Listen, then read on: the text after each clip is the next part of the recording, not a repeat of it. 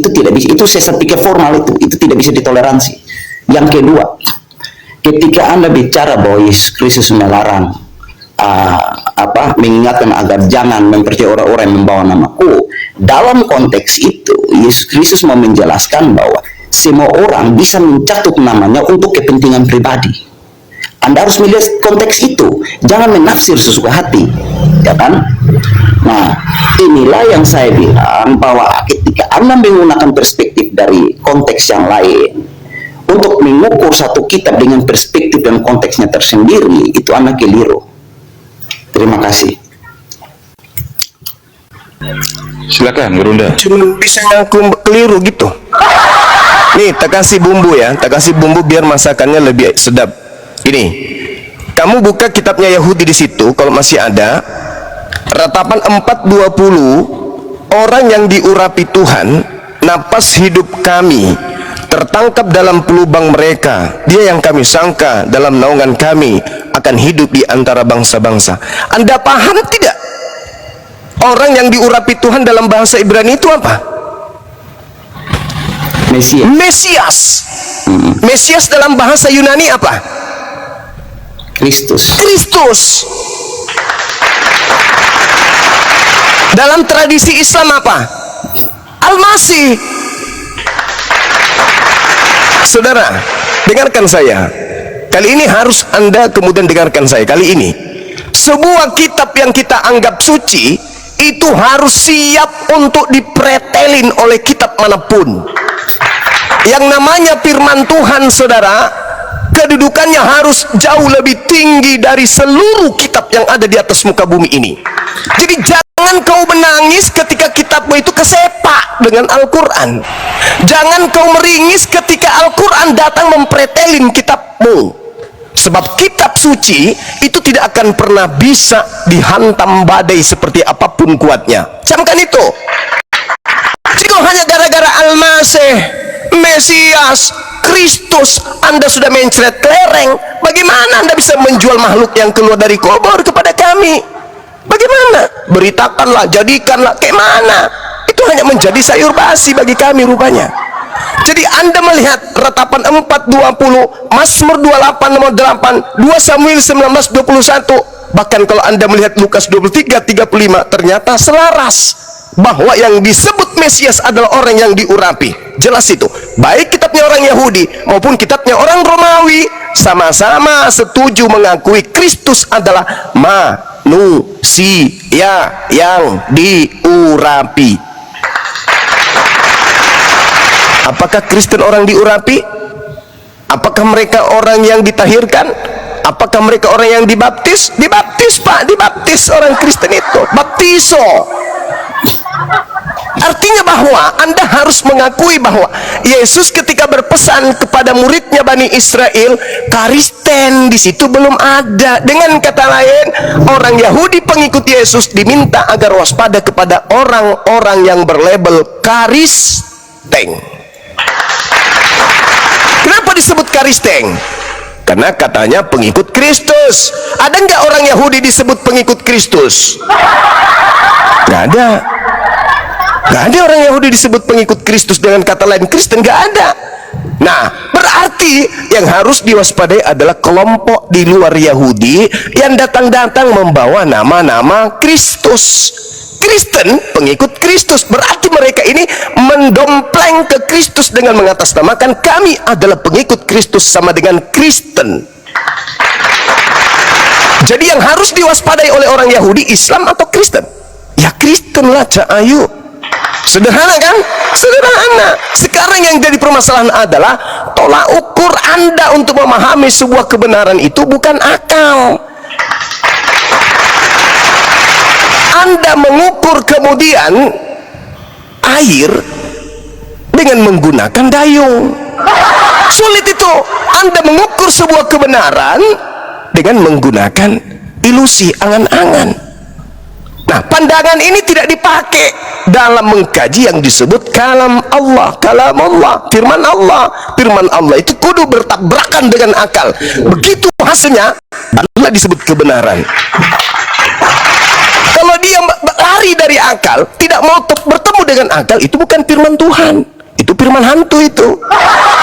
Makanya saudara, sekali lagi saya katakan, Mesias bagi Yahudi orang yang diurapi, Mesias bagi Al-Quran sama, orang yang ditahirkan, orang yang ditasbihkan, itu Al-Masih. Nah sekarang Kristus juga sama, orang yang ditahirkan, orang yang diurapi. Bagaimana dengan Kristen? Oh, Kristen adalah pengikut orang yang diurapi.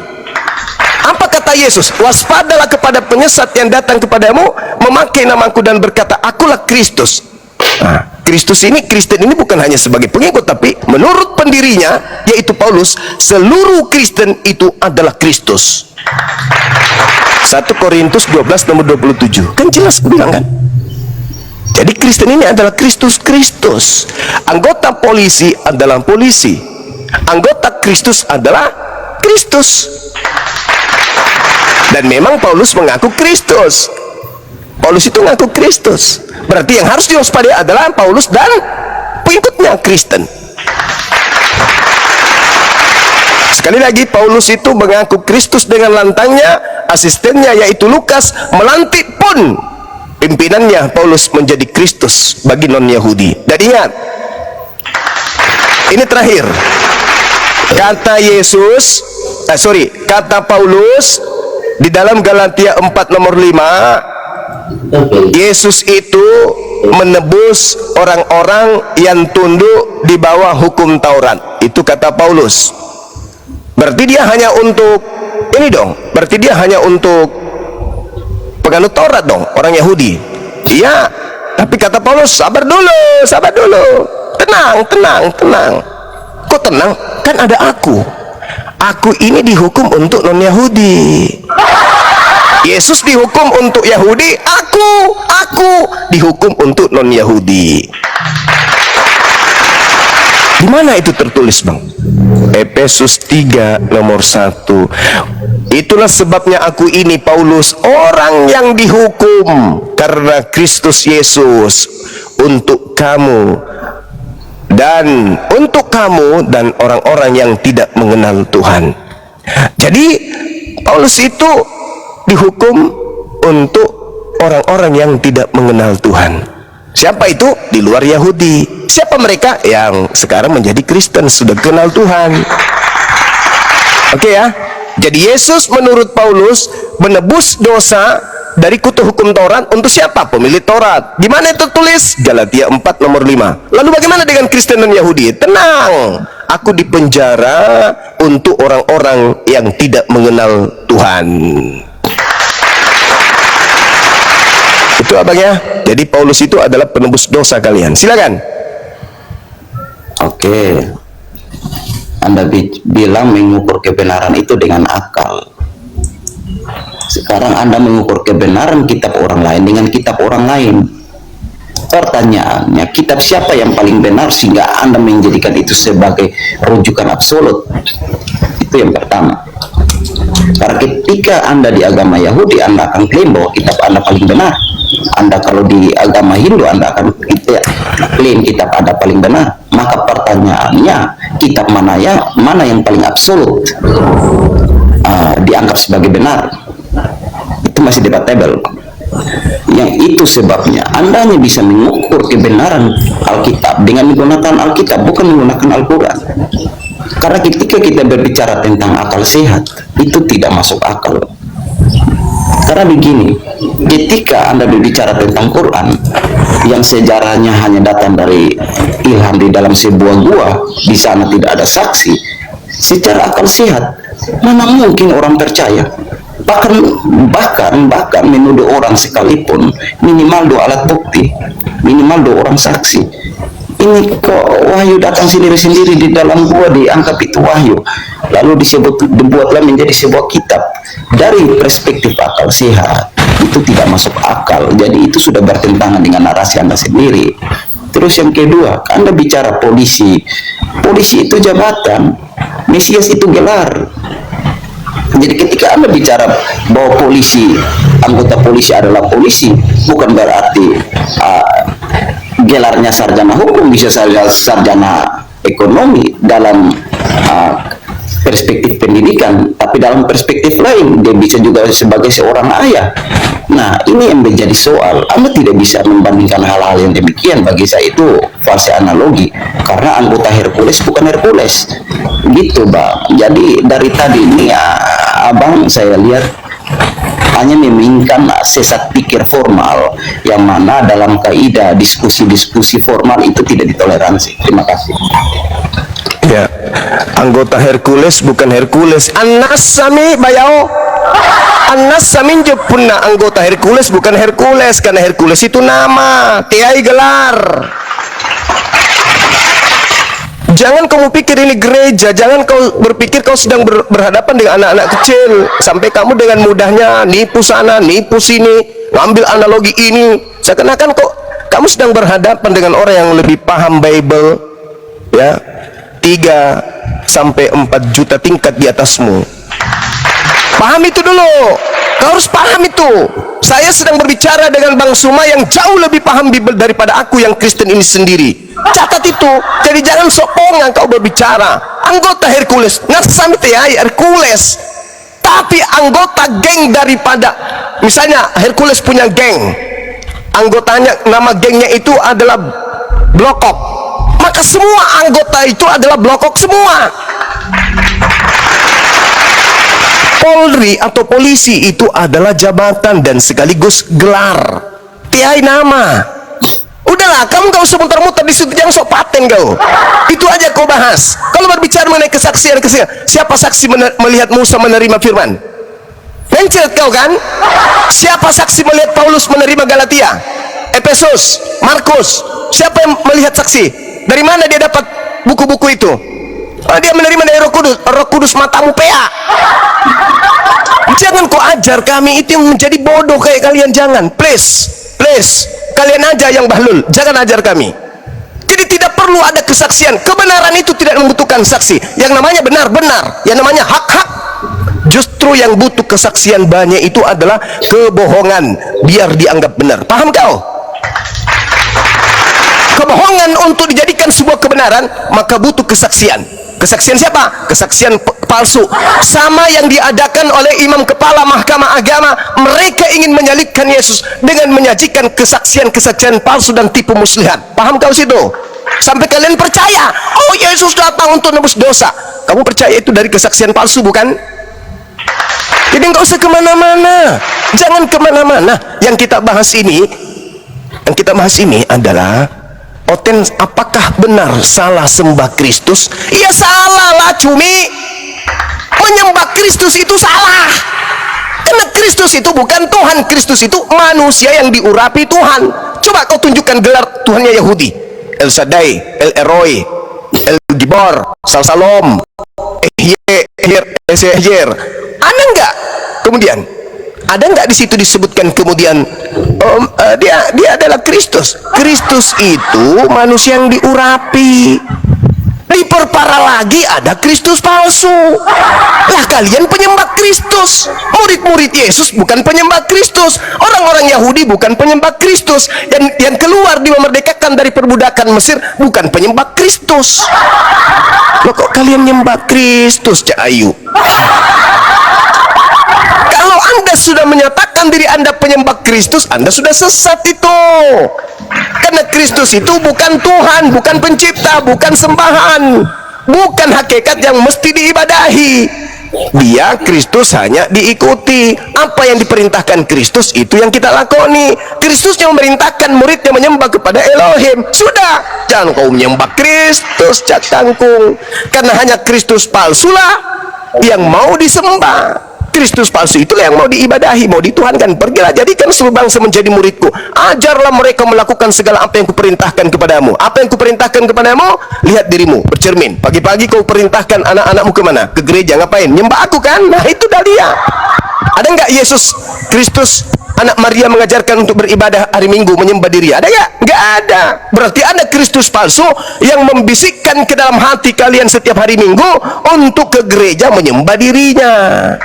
Itulah yang harus diwaspadai oleh orang Yahudi. Waspadalah kepada penyesat yang datang kepadamu memakai namaku dan berkata akulah Kristus. mereka akan menyesatkan banyak orang. Kenapa dikatakan mereka? Karena Kristen ini memang kan banyak. Nanti Anda berdalih, oh bukan, maksudnya ada orang yang datang mengaku Kristus. Lah, Paulus ngaku Kristus tuh. Ayo, Paulus ngaku Kristus. Jadilah teladanku sebab aku ini juga adalah Kristus. Ngaku Kristus dia. Kristen datang ke seluruh dunia. Mengaku sebagai apa? Ya, berdasarkan dalil di dalam kitabnya mereka, 1 Korintus 12 nomor 27, Kristen juga adalah Kristus. Mau kayak mana lagi? Mau lari kemana lagi Kristen ini? Paulusnya mengaku Kristus, Kristennya sendiri, oknum-oknumnya adalah juga Kristus. Makanya dalam Galatia 4 nomor 7, Kristen bukan lagi hamba. Kenapa? Karena Kristen sudah setara dengan Yesus, yaitu Kristus. Makanya dikatakan engkau adalah tubuh Kristus, engkau mensifati sifat Kristus. Orang Kristen mensifati sifat Kristus. Galatia 3:27, Galatia 3:26, Kristen bukan lagi anak manusia, tapi mereka adalah anak-anak Tuhan. Kisah Para Rasul 9:22, Paulus dibuktikan sebagai Kristus di situ. Kisah 9 nomor 22, Paulus terbukti Kristus di situ. Yang mana yang harus diwaspadai? Yang mengaku Kristus dan yang memakai nama Kristus. Siapa itu? Siapa itu? Hindu, Buddha, Islam, Yahudi, ateis? Bukan. Siapa itu? Ya saudara saya ini, si Joni ini, si Kristus palsu ini. Begitu saudaraku. Ya, tenangkan hatimu. Jangan tinggi hati, sunatkan hatimu, sunat, jangan sombong terhadap kebenaran. Meskipun sumbernya informasi ini dari saya sebagai Muslim, jangan sombong, jangan mentang-mentang kamu menerimanya dari sarjana teologi, itu yang kau percaya. Atau Anda pernah sekolah, jangan kau percaya. Kalau bertentangan dengan akalmu, jangan kau percaya. Saya kira begitu teman-teman, silakan. Tiga hal penting yang saya nangkap ya. Yang pertama, terima kasih karena Bang Suma sudah bisa membedakan mana jabatan, mana pribadi, mana gelar. Itu yang pertama. Sehingga kalau polisi, jabatan sebagai polisi, gelarnya bisa sarjana ekonomi, bisa sarjana hukum. Itu yang pertama. Terima kasih karena sudah bisa membedakan itu. Terus yang kedua, bahwa Wahyu tidak butuh pembuktian. Saya pikir itu sudah bertentangan dengan argumentasi Bang Suma sendiri yang menyatakan bahwa kebenaran perlu diukur dengan akal sehat, ya. Karena apa? Wahyu butuh pembuktian dan alat bukti itu banyak, ya kan? Di dalam hukum sendiri ada 5 alat bukti. Terus yang terakhir, Abang bicara tentang mewarisi sifat Kristus sehingga Abang simpulkan dia adalah Kristus. Sekali lagi saya bilang bahwa cara berpikir Abang ini absurd dari awal. Karena apa? Karena ketika Bapak A mempunyai anak bernama C dan si C mewarisi sifat pendiam Bapak A, bukan berarti si C adalah A. Ya, jadi dari awal itu narasi yang dibangun oleh Abang ini sesat pikir formal yang tidak bisa ditoleransi sama sekali. Sehingga bagi saya diskusi ini ngalor ngidolnya kemana-mana nggak jelas. Gitu aja Bang. Iya, ini tak kasih ilmu sama sampean ya. Berbicara mengenai kebenaran tolak ukurnya akal, bahwa kebenaran itu tidak butuh saksi. Kebenaran itu pola ukurannya adalah akal sehat. Contoh, 1400 tahun silam Al-Quran memberikan informasi akurat yang datang kepada manusia yang hidup di zaman jahiliyah, yang tidak mengerti baca tulis, pengetahuan tentang kemajuan peradaban Roma, Yunani, India dan seterusnya. Buta pengetahuan. jauh dari modernisasi, tak ada ilmu di sana. Beliau kemudian menyatakan, wa arsalna riyah lawaqih fa anzalna minas sama ma'a fa asqainakum wa ma antum lahu bikhazinin. Aku meniupkan angin untuk mengawinkan, dan aku turunkan hujan dari langit, lalu aku beri minum kamu dengan air itu, dan bukanlah kamu yang menyimpannya. Ilmu pengetahuan baru-baru ini menemukan bahwasanya ternyata tumbuhan itu dikawinkan melalui tiupan angin. Jadi antara pohon dan satu itu menikah, kawin dia. Saripati yang ada di sana itu kemudian sari bunga yang ada di sana itu kawin melalui tiupan angin. Ini Nabi Muhammad pernah nggak melakukan penyelidikan? Sungai di dasar laut Al-Furqan ayat 53, Nabi Muhammad pernah nggak melakukan penyelidikan? Cara otak manusia mengambil sebuah keputusan diterangkan dalam Al-Quran surah Al-Alaq ayat 15 sampai ayat 17. Teori Big Bang Al-Quran surah Al-Anbiya ayat 30. Dan banyak lagi pengetahuan yang mana menjadi saksi. Pengetahuan itu menjadi saksi, ilmu pengetahuan menjadi saksi bahwa meskipun Nabi Muhammad tidak dilihat oleh manusia menerima wahyu itu, alam semesta, pengetahuan seluruh dunia menjadi saksi bahwa Nabi Muhammad itu menerima wahyu dari langit. Kalau ular makan debu, pencipta langit dan bumi turun ke bumi dibunuh manusia, ilmu pengetahuan apa yang bisa masuk dalam otak itu? Gak ada. Tapi banyak saksinya, walaupun contoh nih, Yesus berkata, segala firman yang engkau berikan kepadaku telah aku sampaikan kepada mereka. Siapa menjadi saksi Yesus menerima firman? Teopilus yang mulia, banyak orang menyusun berita-berita tentang peristiwa-peristiwa yang terjadi di antara kita. Siapa orang-orang itu? Kemudian banyak saksi yang mengatakan melihat anak gembala. Siapa saksi itu? Siapakah engkau Tuhan? Akulah Yesus. Siapa yang menjadi saksi bahwa yang datang kepada itu adalah benar-benar Yesus anak Maria? Di Pulau Patmos, akulah Yesus anak Daud, tunas Daud, bintang gemilang. Siapa yang menjadi saksi di Patmos? Kalian telan, semuanya kalian telan.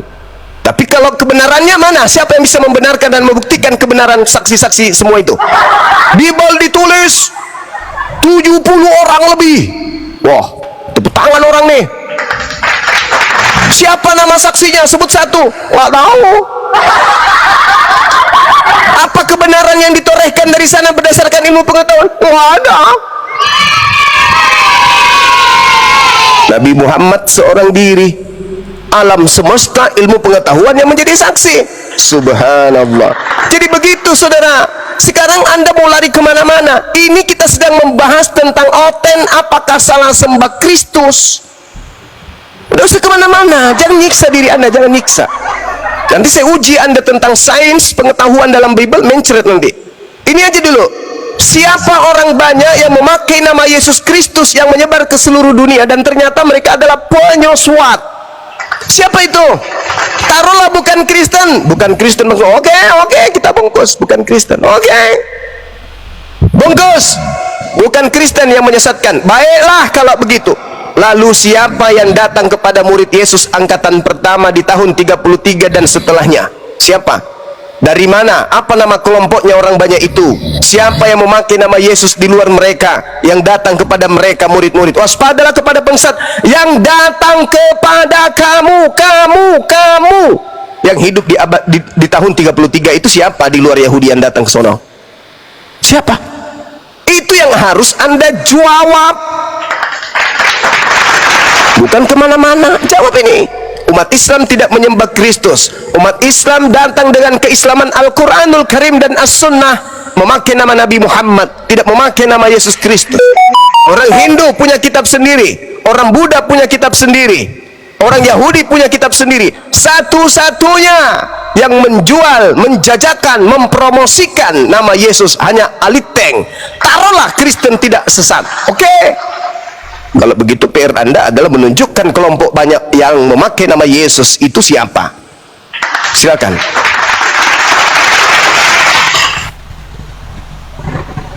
Bang Suma ini dari tadi ini ngalor-ngidulnya kemana-mana. Tapi oke lah, saya tanggapi gini. Kalau Anda menggunakan sains sebagai rujukan alat ukur, bahwa sains membuktikan bahwa Muhammad termasuk tumbuhan bisa dikawinkan, katanya itu penemuan yang baru, ilmu yang baru ditemui. Aduh bang, belajar banyak bang. Kalau bicara kawin serbuk ini bukan teknologi baru, bukan teori baru yang ditemukan bang. Itu yang pertama. Terus yang kedua, sains itu bukan alat ukur yang mutlak, tidak. Sains itu bisa berubah bang. Itu yang harus abang paham. Karena kalau kita bicara sains, kita bicara cara berpikir induktif. Pola berpikir induktif ini saya perlu jelaskan ke Bang Suma supaya Bang Suma paham. Induktif itu ketika satu saja data berubah dari sampel, maka keseluruhan kesimpulan akan berubah, sehingga sains itu berkembang. Sains tidak mutlak. Kalau Anda belajar filsafat sains tidak pernah mengklaim dirinya mutlak. Itu yang pertama. Terus yang berikut lagi bang, Anda tidak bisa mengukur pengetahuan menjadi salah satu bukti bahwa Muhammad itu adalah betul nabi segala macam, penerima wahyu. Tidak bang, itu bukan satu-satunya. Dan kembali pada filsafat sains tadi, sains bisa berubah, sains tidak absolut. Nah, bagaimana Anda menggunakan alat ukur pada kebenaran yang mutlak dengan menggunakan suatu kebenaran, satu kesimpulan hipotesis yang bisa berubah besok pagi. Nah, terus yang berikut lagi bang, Anda berusaha untuk mereduksi kata pembuktian dengan berbicara tentang saksi. Bukti tidak harus saksi bang.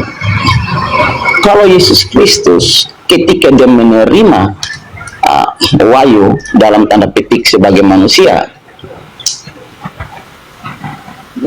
dia diikuti dengan petunjuk hidup, satu petunjuk bahwa perilaku hidupnya dia memang bermoral, bukan Apa petunjuknya? ya.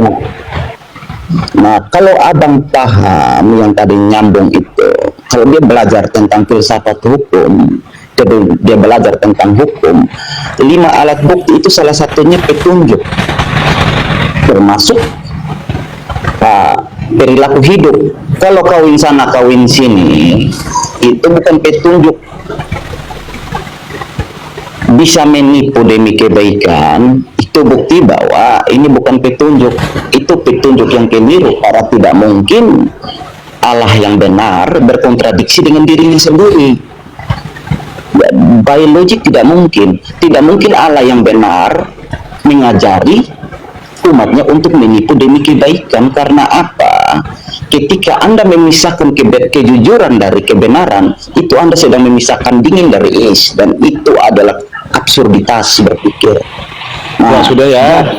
Jadi saya mau sampaikan bahwa kesimpulan saya pada akhirnya, Bang Suma dari tadi hanya berbicara sesuatu yang ngalor ngidul dan sesat pikir, mengambil klaim-klaim yang tidak didukung dengan premis proposisi-proposisi yang valid. Ya, jadi itu. Terima kasih, itu kesimpulan saya. Salam. Jadi, Bang Suma. ya, ini anak TK sedang belajar berbicara di depan seorang profesor. Itulah kamu, anak TK yang baru mengerti rumus-rumus, belajar kemudian presentasi di hadapan seorang profesor. Itulah kamu, kawanku. Saya menghargai keberanianmu. Saya menghargai keberanian kamu itu untuk modal congol. Sabar dulu. Kamu tidak membantah tentang Kristus palsu yang kau sembah itu. Dengarkan gini, tak ajarin kamu kerangka berpikir. Dengar. Tak ajarin kerangka berpikir yang benar. Gantian. Samiot, gantian. Tadi Anda sudah generasi. Lama sekali. Ya. Kalau Anda belum layak berhadapan dengan Bang Suma, mending kabur sekencang-kencangnya. Kamu lihat kitab yang kau ambil dari Yahudi itu, kau ambil secara tidak sah. Diam dulu. Anak TK yang hanya belajar presentasi. Kau dengar saya dulu bicara, jangan kau langsung kabur. Dengar dulu. Kalau berbicara mengenai kebenaran itu, saya katakan tidak butuh saksi. Yang namanya kebenaran tidak butuh saksi. Kitab yang kau ambil Kejadian 1, hendaklah tanah menumbuhkan tunas-tunas muda, tumbuh-tumbuhan berbiji, segala jenis pohon, buah-buahan, bla bla bla. Gimana ceritanya itu bisa terjadi sementara matahari nanti di hari keempat? Itu sudah terbantah oleh ilmu pengetahuan. Terus kamu mengatakan, bagaimana mungkin menolak, memberikan sebuah ilustrasi kebenaran berdasarkan dengan ilmu pengetahuan, sementara ilmu pengetahuan itu nanti akan berubah. Matamu suwe. Ilmu pengetahuan apa yang kemudian bisa kau cerminkan di dalam kehidupanmu sebagai orang yang beragama, ketika Al-Quran mengatakan di dalam surah Al-Hijr ayat 22 bahwa Tuhan memberikan informasi kepada Nabi Muhammad bagaimana tata cara kemudian terjadinya pembuahan terhadap tumbuhan. Coba ilmu pengetahuan mana yang bisa membantah ilmu pengetahuan itu? Teori Big Bang, cara otak mengambil satu keputusan, adanya sungai di dasar laut, adanya api di dasar laut, sidik jari manusia yang berbeda satu sama yang lain, bagaimana terbentuknya hujan, dua air laut yang tak menyatu. Coba apa yang bisa merubah itu semua? Itu sudah terjadi, itu keadaan. Dan ingat saudara, pengakuan Yesus bahwa penghibur ketika ia datang, dia akan memberitakan kepadamu hal-hal yang akan datang. Hal-hal yang akan datang. Artinya oknum penghibur ini akan menjelaskan tentang hal-hal yang akan datang, itu kebenaran-kebenaran yang secara ilmiah akan muncul di masa yang akan datang, diberitakan ketika ia datang. Terbukti bukan? Hal-hal yang akan datang menyusul. Sidik jari, 7 struktur lapisan bumi dan langit, 2 air laut yang tidak menyatu, terbentuknya hujan, sidik jari, bla bla bla, dan semua diinformasikan 1400 tahun silam akan datang. Di era abad ke-20 baru ditemukan itu semua. Pakai logika sehatmu. Sekarang kalau Anda menolak takaran itu, Yesus mana? Siapa yang menjadi saksi Yesus menerima firman? Paulus? Siapa yang menjadi saksi Paulus menerima 13 bukunya itu? Anda tidak menyentuh itu. Itulah kelemahan Kristen beragama, hanya dasar ilusi. Ilusi. Bukan polusi ya, sedikit lagi jadi polusi. Ilusi. Hanya angan-angan saja. Tak ada dasar pijakan yang benar. Sedangkan yang kita bahas ini adalah, Oten ini apakah salah sembah Kristus? Anda tidak menyentuh. Kenapa? Sebenarnya Anda sudah kalah sebelum bertarung. Karena dengan Kristen mengaku menyembah Kristus, itu sudah ditendang oleh Yahudi, karena Kristus itu bukan Tuhan. Kristus itu manusia yang diurapi Tuhan, kok disembah. Oke, saya rasa kalau Anda mau kabur, silakan kabur, tak ada masalah. Yang pasti kemudian saya ingin sampaikan kepada saudara bahwasanya tema ini Anda tidak sentuh. Anda hanya lari kemana-mana. Tapi seibarat Anda menegur saya, Bang Suma, kamu kok nggak pakai baju? Di saat kamu menegur saya seperti itu, kamu dalam keadaan bugil berlari di tengah pasar. Maka saya katakan, Anda hanyalah anak TK yang sedang belajar untuk memaparkan makalah karangan sendiri di depan seorang profesor. Silakan diambil alih. Ya, Pak Yusuf Suprianto, selamat siang. Pak Yusuf, selamat siang. Pak Yusuf, selamat siang. Silahkan dibuka mikrofonnya, Bang Yusuf. Bang Yusuf. Ya, saya ganti ke Gabriel. Ya, silakan Gabriel. Selamat siang, Gabriel. Apa itu? Lanjut. Loh, iyalah, sesuai tema inilah.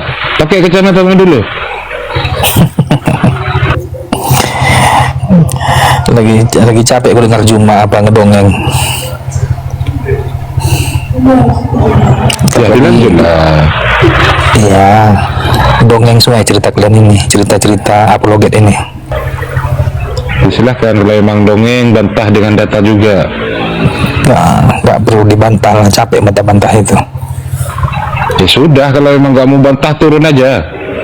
Aduh, enak tadi kau minta naik.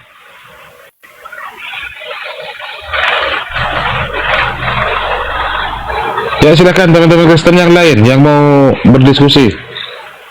Masih ada 3 slot kosong di atas. Ada 4.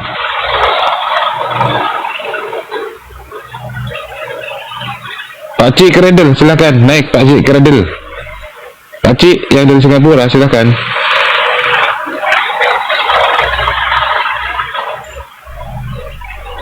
Pak Cik, ayo sudah saya undang Pak Cik. Masukin naik.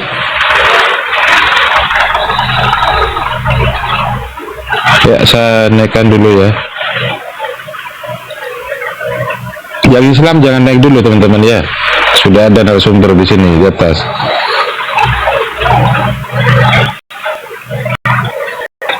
Makanya Belum ditimbang banyak juga. dia perlu dapat ada sekian. Masuk dulu. Ya, Dani, selamat siang Dani. Dani, selamat siang Dani. Dani, selamat siang. Dani, selamat siang Dani. Aduh, berisik banget sih.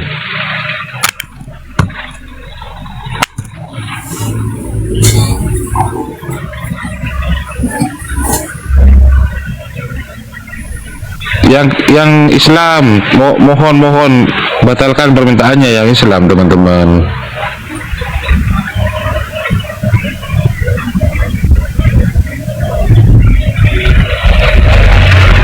Pak Supriyanto, monitor Pak Supriyanto. Ya, saya selamat siang. Ya, selamat siang Pak Supriyanto. Di sini temanya Oten Celah Sembah Kristus. Berarti ada Kristus lain ya, Pak Supriyanto. Ya, silakan Ya, saya mau sering- dibantah Pak Supriyanto. Saya sering mendengar dari abang kita Juma itu yang sering mengatakan seperti itu. Mungkin pemahaman kami juga berbeda tentang yang kami sembah itu, atau sebenarnya Yesus Kristus itu kan perantara bagi kami yang Katolik ya, yang Kristen Katolik itu Yesus adalah perantara. Mengapa dikatakan Tuhan? Karena dia diberi kuasa. Yang memberi kuasa adalah sang sumber itu sendiri, yaitu Bapa itu. Atau Bang Juma bisa menjelaskan mengapa Yesus itu selain Yesus Kristus selain diurapi, apakah ada pengertian tentang Kristus, Bang Juma? Ya, Iya. bentar. Kristus itu juru selamat secara fisik. Secara tradisi Yudaism, Kristus adalah utusan Tuhan yang membebaskan bangsa Israel dari penjajah fisik bangsa lain.